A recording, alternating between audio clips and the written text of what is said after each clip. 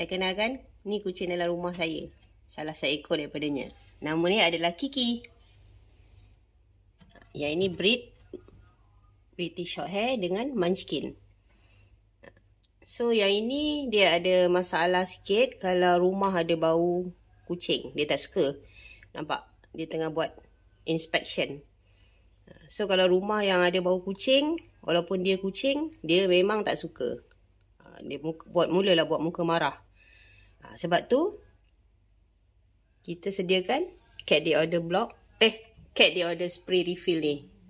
Ready stock.